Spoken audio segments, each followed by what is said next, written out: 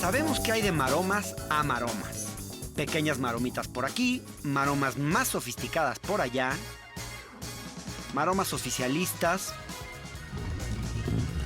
maromas opositoras, pero hay una maroma que es la gran maroma, la maroma estelar.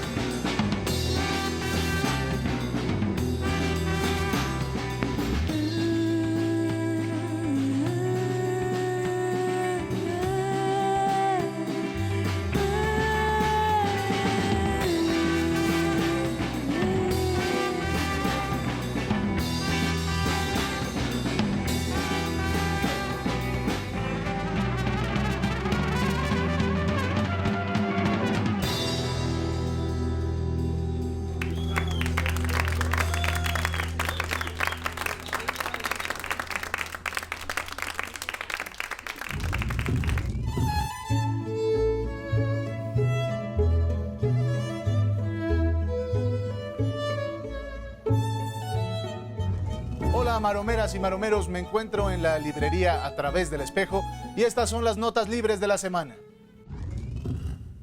En un tuit comentando sobre la política espacial de su propia administración, el presidente de los Estados Unidos, Donald Trump, dijo, cito textual, por todo el dinero que estamos gastando, la NASA no debería estar hablando de ir a la Luna. Eso fue hace 50 años.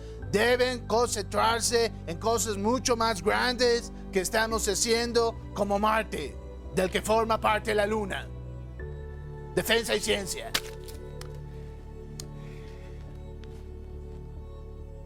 No voy a hacer un chiste sobre Donald Trump. Voy a hacer un chiste sobre algo mucho más grande que estamos construyendo. Algo tan grande como una inmensa montaña de estiércol de la cual forma parte Donald Trump.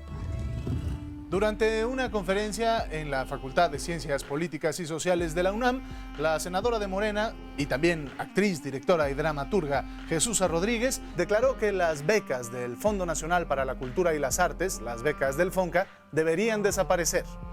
A lo que la comunidad artística reaccionó con un unánime "no me ayudes, comadre".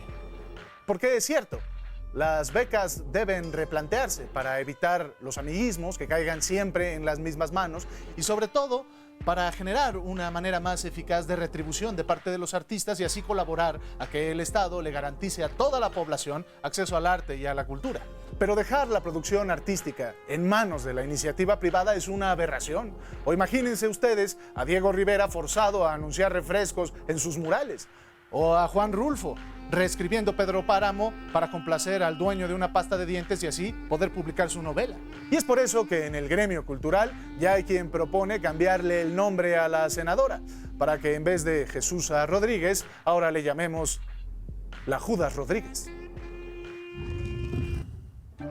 El presidente de México, Andrés Manuel López Obrador, ocupa el cuarto puesto dentro del top 5 del ranking de aprobación de mandatarios en el mundo. El estado de aprobación ciudadana fue presentado por Consulta Mitofsky en varios países. Encabeza la lista el presidente de El Salvador, Nayib Bukele, con 71 puntos.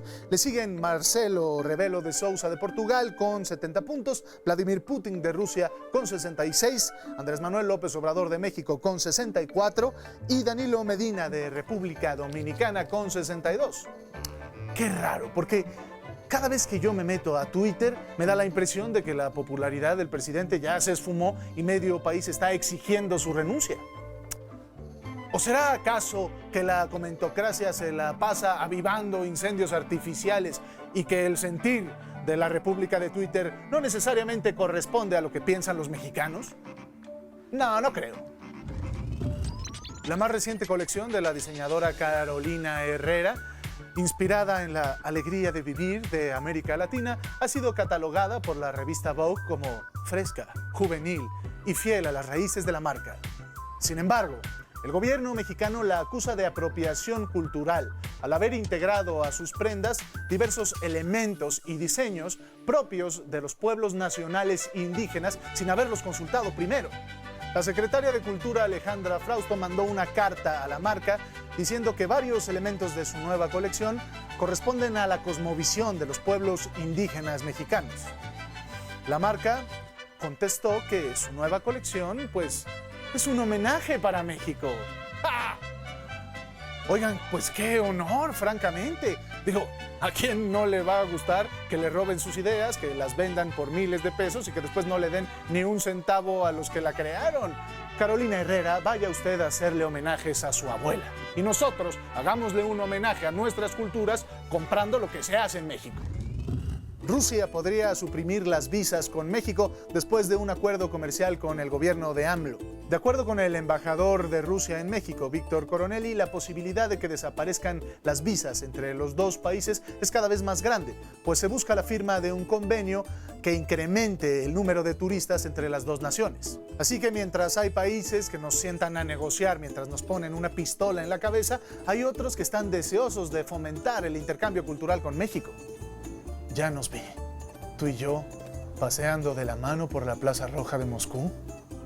No sé, piénsalo. La violencia en nuestro país sigue a la alza. Durante los últimos días nos hemos enterado de las dolorosas noticias de los asesinatos de la periodista Norma Sarevia, del estudiante Norberto Ronquillo, del ambientalista José Luis Álvarez y del secuestro del periodista Marcos Miranda, que afortunadamente fue liberado con vida horas después. Y no podemos tapar el sol con un dedo. El país está sumergido en una ola de inseguridad que no podemos ignorar. Sin embargo, tampoco debemos dejar de señalar la mezquindad de quienes en su momento fueron cómplices de un sistema económico que propició la desigualdad y generó la violencia en la que estamos metidos desde hace 30 años y que hoy le exigen al nuevo gobierno que nos brinde seguridad a todos por arte de magia. ¿El nuevo gobierno logrará detener este baño de sangre antes de que se acabe el sexenio? Se ve muy difícil, pero ojalá que lo consiga. ¿O acaso ustedes prefieren que fracase con tal de sacar raja política? Ella es la Gata Gunther, yo soy Fernando Bonilla y estas fueron las notas libres de la semana. Bienvenidos a una edición más de La Maroma Estelar. Casi la mitad de los mexicanos desconfían de los medios de comunicación, según el barómetro de confianza de Edelman, a través del cual se mide la confianza que tiene la ciudadanía en distintos tipos de instituciones. ¿Pero a qué se debe toda esta desconfianza? Hay varias razones por las cuales la credibilidad de los medios de comunicación hoy está en crisis. En primer lugar, porque tenemos una prensa muy cercana al poder, alejada de la gente y no ajena a la corrupción. En segundo lugar, porque el verdadero periodismo tiende a ser la excepción más que la regla en México. Porque los grandes medios piensan más en hablarle al poder que a sus lectores, radioescuchas o televidentes. Y en tercer lugar, los medios están en crisis por la falta de transparencia, franqueza y sensatez por parte de los líderes de opinión para develar sus afinidades ideológicas en lugar de simular, como lo hacen, una falsa neutralidad o una ilusoria objetividad en su oficio. Esta noche vamos a analizar la influencia de los medios de comunicación, el uso de la información como arma de control político y el rol de la comentocracia. Son tiempos en los que el periodismo debería defender el derecho a la información. Hoy, de la misma forma que hablamos de separar el poder económico del poder político, la gran narrativa de la 4T, deberíamos hablar también de separar el poder económico del poder mediático. Para hablar de estos temas estaremos hoy con Gibran Ramírez, Renata Turrent y Julio Astillero, periodista, como invitado especial. Arrancamos. Ya estamos aquí en la Maro Mesa, como le acaba de bautizar Gibran Ramírez. No fue una decisión mía, fue una imposición de Gibran. Está también Renata Turrent. Vamos a analizar esta discusión sobre medios y comentocracia y cómo se ve hoy. A ver qué piensan ustedes. Yo y varios creo que escribimos durante la campaña electoral cómo se veía una desconexión muy fuerte entre el mundo de los medios, entre las realidades en las que viven o vivían los comentócratas y lo que preocupa a las mayorías. Y mi pregunta inicial sería, a 6 meses de iniciado este gobierno, ¿algo ha cambiado o sigue habiendo una comentocracia que vive en su propio mundo? Bueno, si quieres empiezo yo. Yo creo que lo que ha pasado es que se extinguió la comentocracia. Comentocracia es una traducción muy afortunada que tú y otras personas hicieron de opinocracy, que quería decir que había gente que podía fijar agenda desde los medios de comunicación, particularmente desde los diarios, decir qué era lo importante, y además los presidentes, los personajes con poder, los recibían y les hacían caso. Según yo, el término lo inventó Jorge Castañeda. Pero él hablaba de opinocracia, creo que okay. lo transliteró nada más. Ok. Pero ya no hay en los medios de comunicación quien le hable al poder y al que el poder escuche. Algunas personas que simpatizamos con el gobierno de la República podemos estar en medios, podemos ocupar columnas, podemos tener espacios en la televisión, pero una, no le estamos hablando al poder, y otra, no nos convocan a los pinos a dictar política pública, a hacerle libros a los políticos, etcétera, etcétera. Entonces, lo que hay ahora es la consolidación de un espacio plural de voces, donde se disputan las razones, las opiniones, los valores de una diversidad de gente, y lo que era la comentocracia se acabó. O sea, tú dices y que eso es lo que les sí duele. hay pluralidad. Hay mucha más pluralidad. Y eso es lo que así, les duele, la pluralidad. No la o haber perdido influencia. Haber perdido influencia.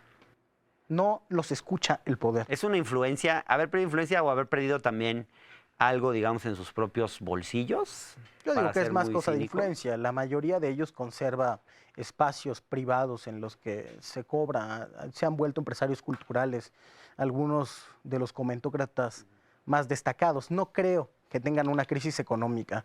No creo ni siquiera que hayan bajado el precio de sus artículos porque ya nadie les hace caso y ya nadie los lee.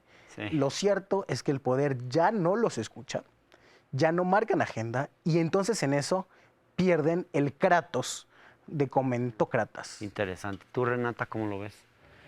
Creo que estoy de acuerdo, pero ya hablando de la comentocracia de pues los que sí se escuchaban en el calderonismo y Peña, sí siguen hablándose entre ellos mismos y probablemente a las élites del país, pero nada más.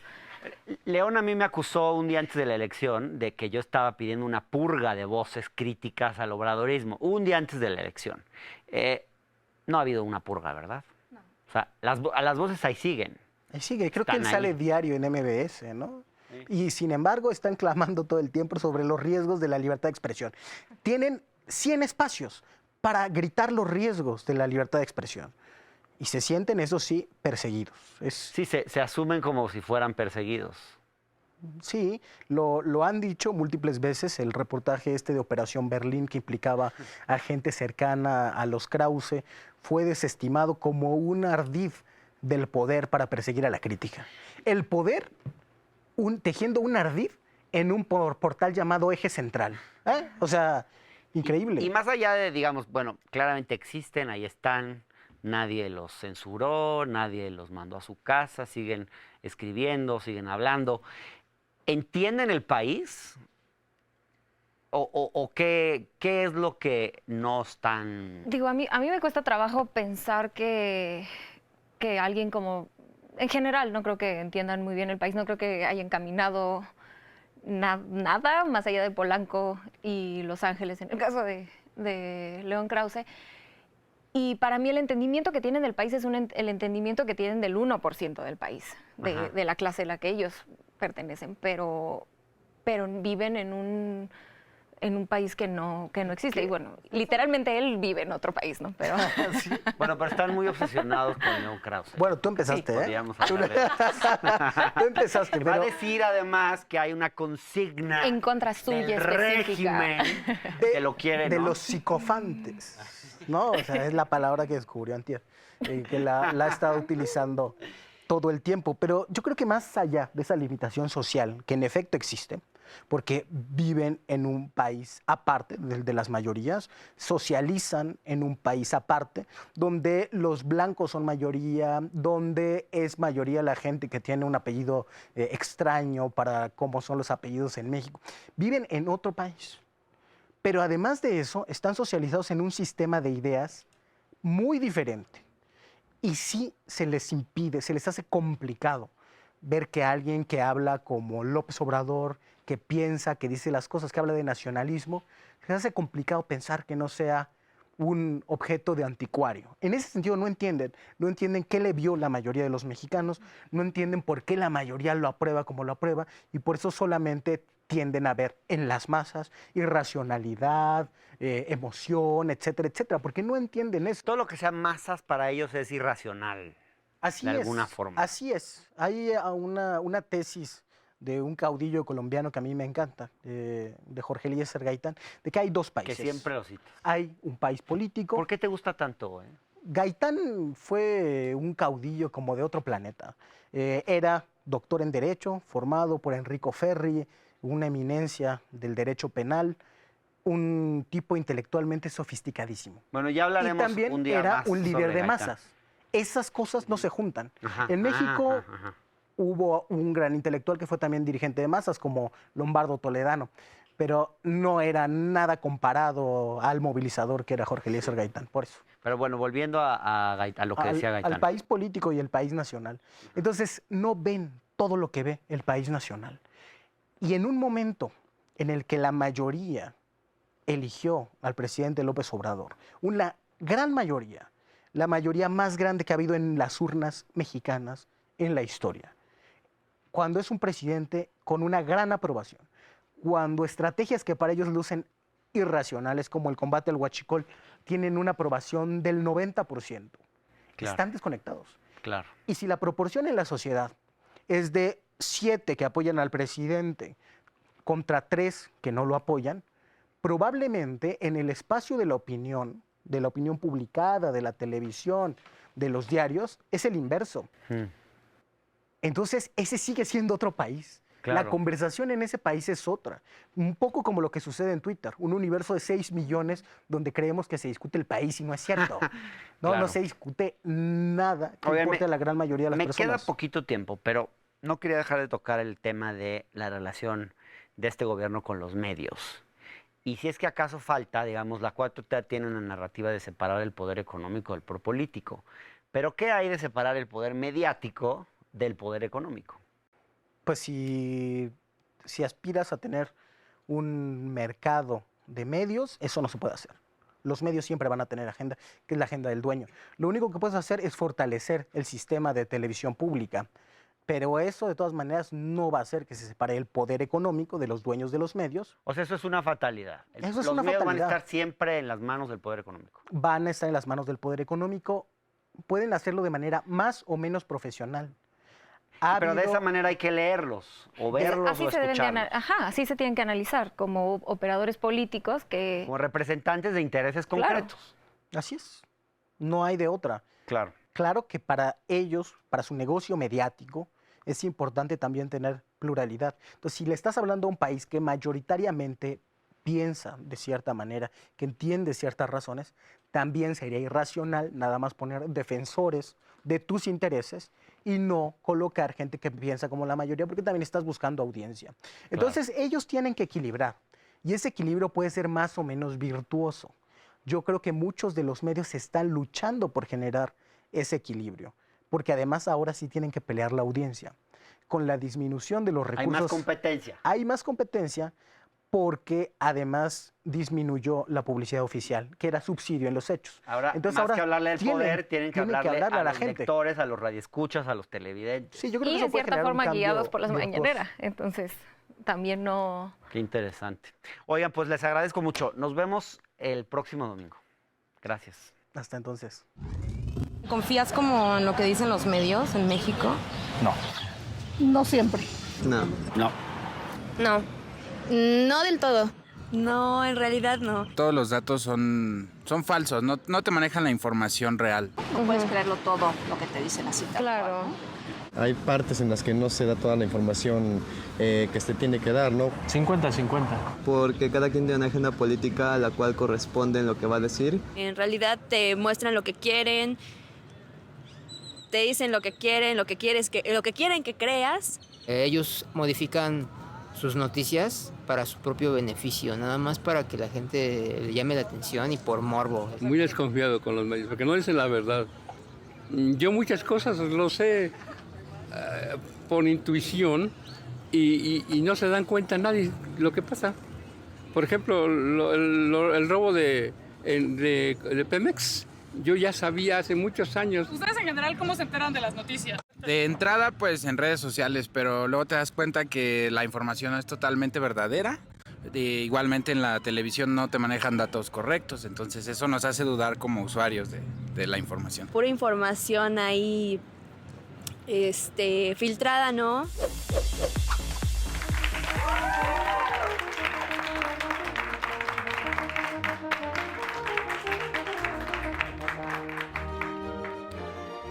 Televisa, el equivalente televisivo a ingerir cianuro, es uno de los medios privados de comunicación cuya responsabilidad social a través de los años ha sido cuestionada por intereses personales, tanto económicos como ideológicos.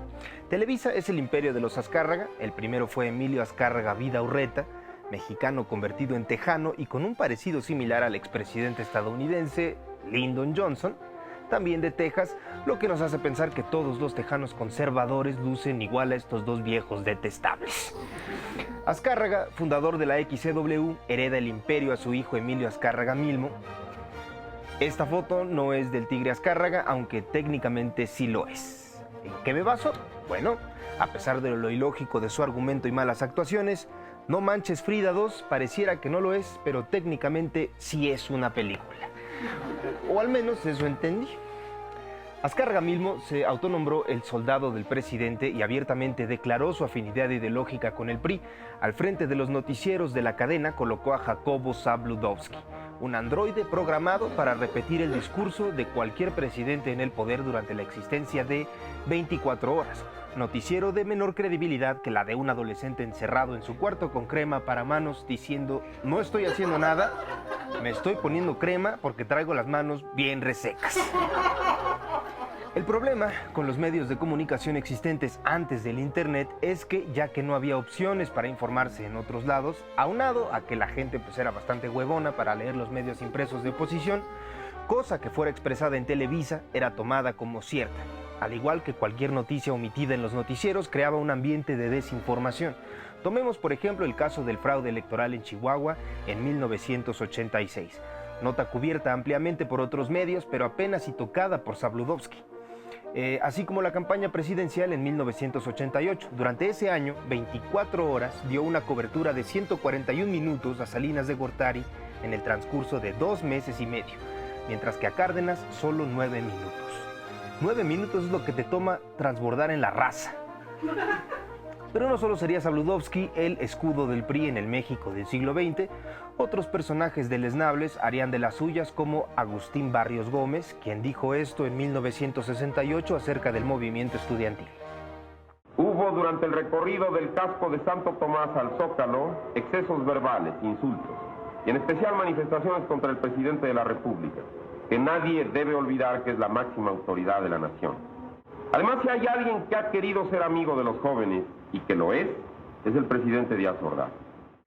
Qué mamada, güey. Decir que Díaz Ordaz es amigo de los jóvenes es como decir que Hitler es camarada del pueblo judío o que Paco Stanley era enemigo de las drogas. Yo soy Carlos Vallarta y así está el pedo de los medios de comunicación.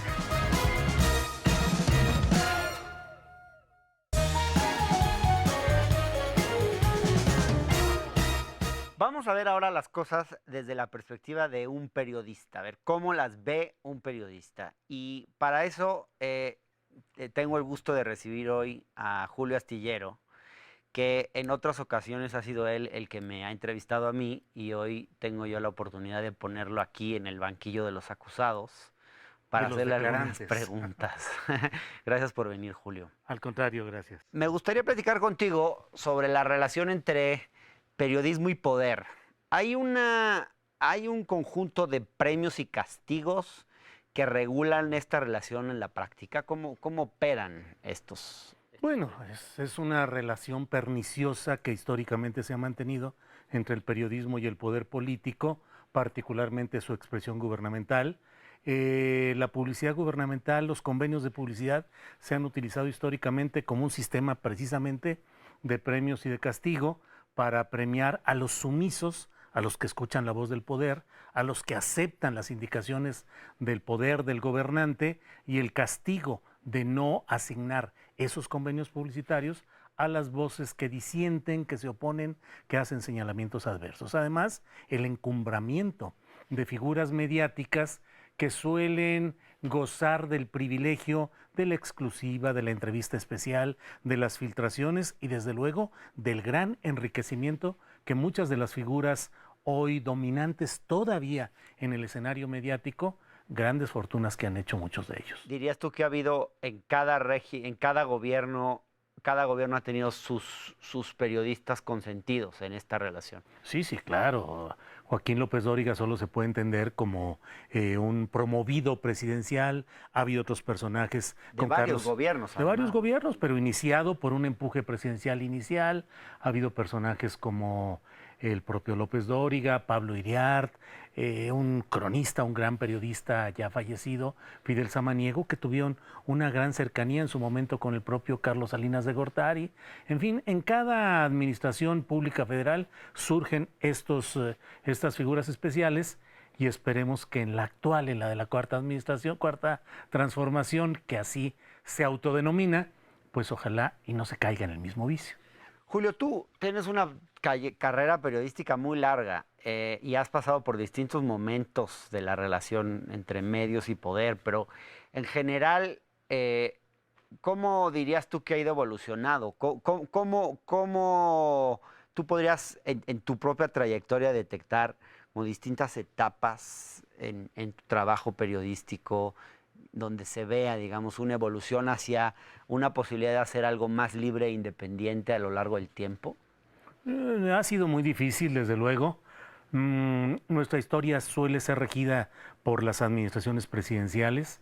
Durante el PRI fue el gran control la promoción de figuras muy específicas, el uso del recurso económico bajo la mesa para controlar a los periodistas activos, los que están en el trabajo inmediato, y la gran relación de poder y de contubernio, sobre todo en empresas que tienen medios de comunicación, pero también otro tipo de empresas que son las que les reportan las grandes ganancias. ¿Cómo opera este control de los medios a través de la publicidad oficial?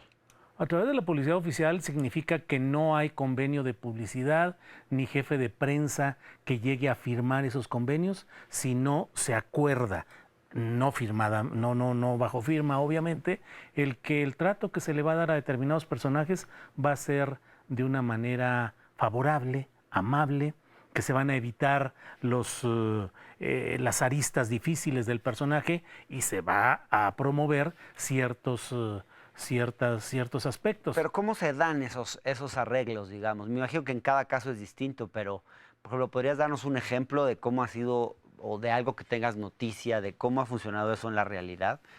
Porque me imagino que debe haber una parte de leyenda y otras historias incluso truculentas que ni nos imaginamos de esa relación. Los jefes de prensa o coordinadores de comunicación social en lo general han servido para el enlace con los grandes niveles directivos de los medios de comunicación y con el resto de la tropa de diferente nivel, jefes de redacción, jefes de información, directivos, subdirectores. Bueno, ha habido casos en los cuales hay columnas informativas, o hubo en otros momentos en los que hasta los redactores, los correctores, veían que había un señalamiento adverso a un político que era amigo en sentido económico y advertían, le decían, oye, viene un golpe contra ti, y a veces una misma columna tú la podías ver con un elogio a un político al principio y un golpe al final, porque intervenían diferentes manos, es decir, diferentes cajas registradoras. Wow. Pero en lo esencial, los jefes de prensa de la Presidencia de la República, con ejemplos muy concretos, hubo un personaje muy conocido, Francisco Galindo Ochoa, que tenía una mesa reservada en uno de los grandes restaurantes de la Ciudad de México. Pues desde ahí se manejaba todo en un ambiente de mucho entendimiento entre la prensa y el poder. Amigos, cercanía, favores mutuos, de tal manera que la élite del periodismo se sentía siempre bien atendida por la élite del poder, que a su vez pedía que hubiera el mismo trato positivo. Y había jefes de prensa que decían, pues mira, a los demás golpéalos si quieres, al subsecretario, al oficial mayor, al director de área, pero al jefe, a ese hay que cuidarlo. Y a ese es al que cuidaban y al que protegían en entendimientos políticos permanentes. ¿Y esto siguió así hasta el gobierno de Peña? ¿Qué fue lo que caracterizó esta relación? Con Peña fue peor. Con Peña el saqueo del dinero fue terrible.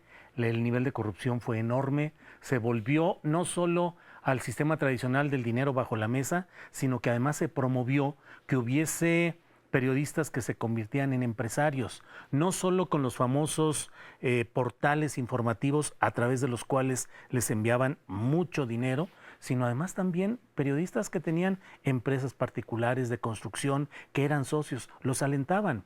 Los propios jefes de prensa te decían que si no querías recibir el dinero en la mano o bajo la mesa, bueno, pon un negocio, pon una empresa y de ahí te canalizamos ciertas cosas.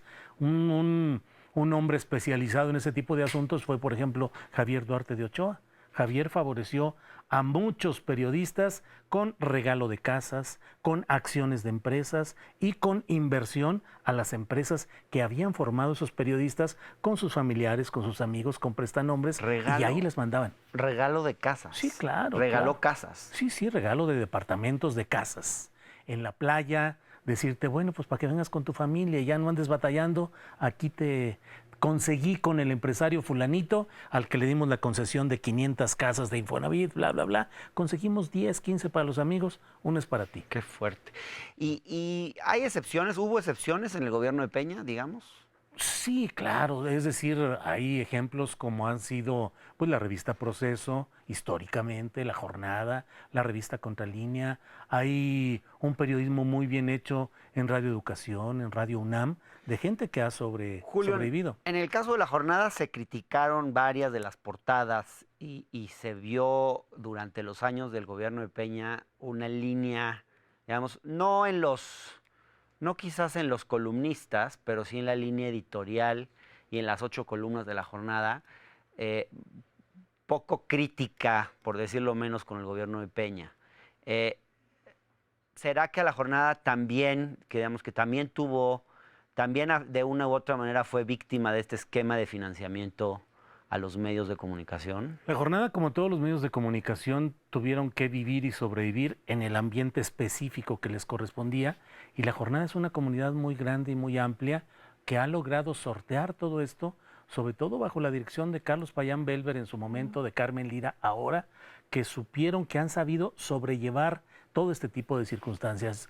Siempre decimos que un medio puede resistir las presiones de la corrupción si tiene una dirección fuerte. Eso es importante. Un director fuerte que sea capaz, o directora, que sea capaz de negociar la publicidad que corresponde conforme a los presupuestos, pero al mismo tiempo que sea capaz de sobrellevar las cosas. Esa es la historia del periodismo nacional. Julio, y el caso de Reforma, siempre se han preciado ellos de no depender de la publicidad oficial, más que en un margen muy pequeño. ¿Eso ha hecho de Reforma un periódico distinto? Mira, Reforma está hoy bajo la tempestad, pero es un periódico que sí ha reducido la dependencia respecto a la publicidad gubernamental. Y eso es positivo. Lo cual ha implicado, por otro lado, que sea creciente la inversión publicitaria privada. Y entonces también ahí hay el acento empresarial de los grupos empresariales que, como se ha visto también en la historia del periodismo reciente, influyen, definen, presionan, condicionan. Entonces Reforma es una voz política cargada a la derecha, con una gran presencia empresarial, pero que diariamente trata de colocar información interesante en su portada y ha tenido una diversidad de plumas y de opiniones que resulta también atendible. Quizás más independiente del poder político que del poder económico. Más independiente del poder político, sí, desde luego, y con frecuencia contrastándolo, pero sí con una relación muy específica con el poder empresarial. Reforma tiene ese acento empresarial. Julio, este gobierno ha prometido una relación distinta con los medios, acabar con la discrecionalidad en la distribución de la publicidad oficial, reducir los montos, pero al mismo tiempo, digamos, es un instrumento fácil para controlar a los medios. No me queda mucho más tiempo, pero quisiera preguntarte si tú crees que finalmente esta relación va a cambiar y si es fácil que un gobierno resista la tentación de querer ejercer un control de los medios a través de un instrumento que a fin de cuentas tiene, porque tampoco se ha aprobado una ley que permita que existan criterios realmente objetivos, transparentes, etcétera. El presidente López Obrador mantiene una relación de mucha identificación con los principales dueños de las grandes empresas, sobre todo electrónicas y de televisión. Al mismo tiempo tiene un instrumento de mucha penetración que son las mañaneras, y luego tiene, sobre todo los fines de semana, contacto muy fuerte con comunidades amplias a las que va a entregar apoyos. El gran problema, creo yo, es que los cambios prometidos en los medios públicos no se han dado ni con la celeridad, ni con la profundidad, y a veces ni con la congruencia que se ha propuesto. Los medios públicos en la etapa obradorista deben ser críticos también del poder, ganar credibilidad y no convertirse en aplaudidores de ese propio gobierno. Julio, te agradezco muchísimo que hayas estado en La Maroma Estelar. Al contrario. Ojalá que se gusto. repita. Con mucho gusto. Gracias. A ti.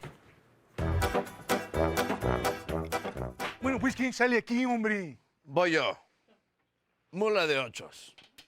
¿Cómo que de 8? Pues es mula de 6. Todo lo distorsionas. Eres un cínico, de veras. Pues ni que fuera esto dominó cubano, hombre. Es más, ojalá fuera cubano o venezolano, castrista, chavista, madurista. Es de 8. Ya me quieres quitar todo. Ya estás como la 4T, que no me quiere dar ni un peso por mis grandiosos reportajes. Pues no tengo nada, paso. ¿Sabes qué? Porque me estás poniendo una trampa. Se me hace que tú eres como el Hernán Gómez, que ya me dijo un compañero que es un infiltrado en el movimiento. Es un producto de Televisa que quiere dinamitar a la 4T. Además, es claro que está explotando al otro muchacho, al comediante, porque él que es pueblo. A ver, ya, cállate tú, pinche changoleón de Acoxpa. Bueno, no tengo nada, vas tú, hombre. Mire usted, voy. Pinche periodista pedor, hombre. Acaparas todo en el dominó y en la vida. Pinche burgués. A ver. Why this fish? Why the 5? Pues como que why, hombre. Pues es lo único que tengo. Así me ha dejado el neoliberalismo, hombre. Oye, ¿y a ti cómo te va? Ya sin el chayote que te daba tu patrón Peña y el licenciado en alcoholes que te daba tu chayote. No me venga usted a faltar al respeto. Además tiene usted aliento alcohólico. No te falté, fíjate, te sobré. Y no es aliento alcohólico, es mi loción. Así huele el pueblo. Lo que pasa es que tú no lo sabes porque siempre has vivido del erario. Pinche loco este. ¿Qué estupideces estás diciendo? No estás aquí con tus chairos del Twitter. Oye, por cierto, hablando de Twitter, ¿ya te regresaron tu cuenta? Ya, manito, gracias, salud. Salud. Le tuve que ir a gritar a un empleado, hombre. Oye, por cierto, ya que tú eres el rey de las fake news, no se te vaya a ocurrir ahora destaparme a mí como el próximo secretario de la Semarnat. No de la Semarnat, pero sí de presidente, fíjese. Usted quiere ser presidente, ¿no? Yo no, el pueblo quiere que sea, ¿eh? Presidente. Pinche loco este. Oye, y dime, ¿el peje no te quiere? No se llama peje, fíjate, más respeto, hombre. Es el señor presidente, el compañero presidente López Obrador. ¿Sabes qué? Te voy a grabar.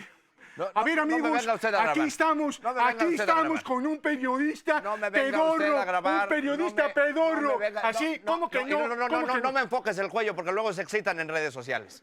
No, y lo voy a subir al X videos, está alcoholizado. Amigos. Ya no le crean. Señor productor, está alcoholizado. Podrían llevárselo, por favor. Porque ya no tienen chayote. Sí, está alcoholizado. No me toquen, no me toquen. A mí no me pueden tocar. Yo soy un luchador popular, hombre. Llévenselo, por favor, está alcoholizado. Está faltando a mis derechos. Está alcoholizado. Los voy a denunciar. Bueno, esto es televisión en vivo. Y como en la televisión en vivo acontecen de estas cosas. Por su atención y compañía, yo le quiero agradecer.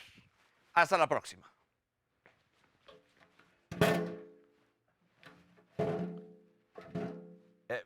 Bueno, perdón, es que en este canal no hay presupuesto para que la silla gire. Gracias, buenas noches.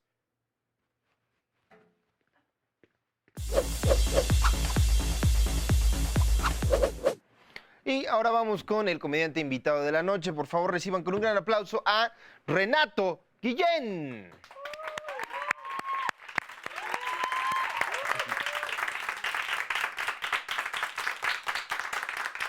Muchas gracias, mi querido Carlitos Vallarta. Muchas gracias, querido Instituto Politécnico Nacional. ¿Cómo están? Ah, qué bueno, yo también estoy muy contento. Acabo de ver un documental muy chido sobre el síndrome de Estocolmo. Al principio me atrapó, después me cagó la madre, pero es mi documental favorito. Él entendió la mitad, perfecto, gracias. No sé si saben, pero la mamá de Edipo fue la primera mujer que preguntó, amor, ¿tú y yo qué somos? Ah, le entendieron más, muy bien, ahí vamos, chido, Facultad de Psicología, chingón. Yo venía en realidad a reclamar que nunca me llegó la credencial de reportero, entonces dije, pues aquí ha de ser, pero pues no, veo que es una lucha completamente inútil la que estoy llevando yo a cabo, pero bueno. Mi nombre es Renato Guillén y soy comediante de stand-up y yo tengo una manía que es ver las cosas que no tienen sentido o que para mí no tienen sentido, que son muy extrañas del mundo, que no alcanzo a comprender. Y entonces cuando me topo con una de esas cosas, lo anoto aquí en mi libreta de cosas que no pinches entiendo, ¿verdad? Y hago una pequeña notita y lo guardo con el mundo. Entonces quiero compartir con ustedes algunas cosas, algunas reflexiones, algunas observaciones que tengo que no pinches entiendo del mundo que nos rodea, ¿vale? ¿Les parece chida la idea? ¿Les parece bien? Muy bien, perfecto. Primera cosa que no pinches entiendo. ¿Por qué le ponen colchón a los ataúdes caros? ¿Qué tan cómodo quieren que esté el muerto? O sea, ¿no es un poco tarde ya como para ponerle así silly, que esté así bonito? No, ya se murió. ¿Para qué le ponen colchón a los ataúdes? O sea, ¿qué clase de que va a regresar a la vida va a pensar, ay, me duele la espalda, quieren zombies derechitos? ¡Qué chingados, muchachos! No lo entiendo. Tampoco entiendo cómo es posible no entiendo el tercer botón del saco. ¿Saben? El botón de hasta abajo del saco no se abrocha nunca. ¿Para qué lo ponen? ¿Qué existencia más inútil la de ser un botón que no se abrocha nunca? Es horrible, o sea, es como, nadie carga una llave que no abre ninguna puerta. ¿Saben? Esta es la llave de casa de mi mamá, esta es la llave de casa de mi papá y esta es la llave que no abre nada. Nadie sería tan idiota. ¿Por qué tenemos un tercer botón? En fin. No entiendo cómo es posible que el PRI haya corrido a los Duarte por haber violado los estatutos éticos del partido. No mamen que hay estatutos éticos en el PRI. ¿Cuál es el estatuto ético del PRI? ¿Que no te cachen? Ay, Dios mío. No entiendo la circuncisión. Bueno, o sea, sí entiendo, sí sé en qué consiste, la vivo, ¿verdad? Nadie me preguntó, créanme, pero la circuncisión es un proceso muy extraño, es decir, ¿cómo llegó a nosotros? ¿Quién fue el primer cabrón que dijo, ¿qué tan aburrido tendrías que estar para decir, me pregunto, si este pedacito de piel puede ser arrancada sin que me cueste la vida? Vamos a averiguarlo. Y que lo sigamos haciendo 2000 años después. No entiendo tampoco por qué la gente graba los conciertos a los que va en su celular. ¿Cuándo fue la última vez que alguien te dijo, mira, nos la pasamos increíble en Nine Inch Nails? Jamás. No entiendo. O sea, banda, mejor grábense cogiendo. Es casi lo mismo. O sea, no, en serio, es casi lo mismo. O sea, estás viendo por una pantallita lo que está frente a ti. En ambos casos lo que más escuchas es la respiración de la persona de junto. En ambos casos, si se la enseñas a tu abuelita sería muy raro. Y en ambos casos, si lo subes sin permiso, es un crimen. No lo hagan, muchachos. No entiendo el hashtag que salió hace unos días en Twitter. Un hashtag que no entendí, que decía hashtag el pan crece. Y yo dije, levadura, un anuncio. No. Era el partido que decían crecimos. ¿Por qué? Porque ganamos Durango. ¡Felicidades! Bastión de la democracia. Arena, alacranes y luchadores. ¡Yeah! Ay, este pan no crece ni con... no. Su líder se llama Marco con K, por el amor de Dios. ¡Marco! Ay. No entiendo, hay algo que no entiendo respecto a los sartenes. ¿Cómo rayos, si el teflón es antiadherente, cómo lo pegan al sartén? No sé, no tengo una reflexión para esto. ¿Cómo coños ocurre esto? Carajo. No entiendo por qué Miguel Ángel Mancera es coordinador de los senadores en el PRD. ¿Neta no se pueden poner de acuerdo entre tres cabrones? ¿Necesitan a alguien que los coordine? O sea, quedan menos perredistas en el Senado que rinocerontes blancos en el mundo, por amor de Dios. ¿Qué otra reflexión? Claro, no entiendo los dibujitos del sol con lentes oscuros. El sol con lentes oscuros. Si alguien no necesita lentes oscuros, es el sol. Es como dibujar una caries lavándose los dientes. O dibujar un cigarro en quimioterapia. O sea, no está chido. Ay, el cáncer, qué chiste tan feo, Renato. No entiendo cómo llegaron a nuestra vida los huevos. O sea, el desayuno, señora, no. Lo sé, pero no. ¿Quién fue el primer cabrón que dijo, mira, ¿viste lo que le salió del culo a la gallina? Me lo va a comer. No entiendo. Ay, es que aquí no le entiendo a mi letra.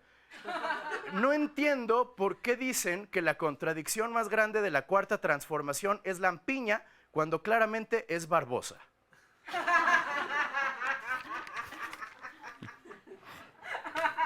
No sé, no entendí. No entiendo el árbol de Navidad. Primer paso, mata una planta. Segundo paso, ponle focos. Tercer paso, métele a tu casa y llénalo de esferitas. Conté muy mal ese chiste, no entiendo por qué, soy un pendejo. Sí lo entiendo en realidad. ¿Saben por qué? Por el cumpleaños de Jesús, perdón. Ay, Dios mío, las drogas. No entiendo la frase entre que si son peras o si son manzanas. ¿Cuándo fue la última vez que les pasó esto? Ay, pendejo, quería una pera, güey.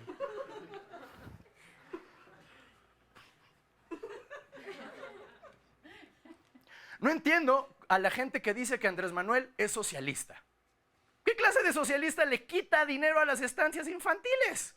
¿Qué clase de socialista haría eso? Sería como un refresco que cura la diabetes. Ríense, no hay pedo, está bien. O sea, no está aquí, creo. Ok. No entiendo a la comida antropomorfa. Estoy en el poli, perdón. No entiendo a los restaurantes que ponen caritas a la comida que vende, ¿saben? O sea, el taquito que tiene ojos, bracitos y patas y dice, ¡ven! ¡Cómete a mi familia! ¡Somos deliciosos! Por mi parte ha sido todo. muchísimas gracias por haber venido a esta situación de rehenes. Mi nombre es Renato Guillén, muchísimas gracias, hasta luego. Oye, ¿qué va a ver el próximo programa? Va a estar muy bueno. El próximo programa va a ser sobre una institución en la que por varios años se han formado la clase, digamos, parte de la clase gobernante, definida por algunos como neoporfirista, tecnócrata, neoliberal, que es el Instituto Tecnológico Autónomo de México, conocido como el ITAM. Y ahí estuvimos en sus instalaciones, hablamos con los alumnos. Nos fuimos a echar un clavado, estuvimos en, mira, fíjate, la cafetería neoliberal, en los jardines neoliberales, la cancha de tenis neoliberal, todo. Las hamacas. Las hamacas neoliberales. Ahí ya estuvimos y les vamos a contar la próxima semana todo lo que vimos. Va a estar muy bueno. Vámonos. Colorín colorado, esta maroma se ha acabado.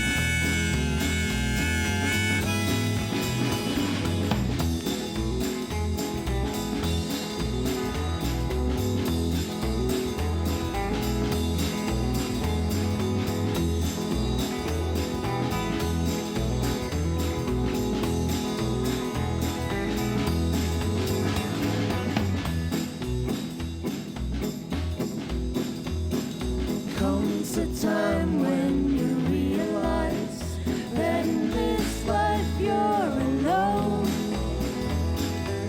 But every time I'm near you don't feel like that. No, not alone with you.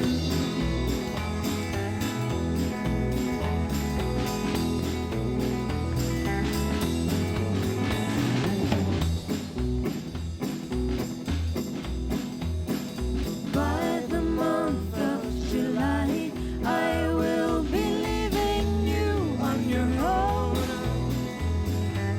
To quit my only love, I must just to follow one breeze. And though we don't know where we'll be in a day or two, frankly, just don't care if I'm not with you. Ooh.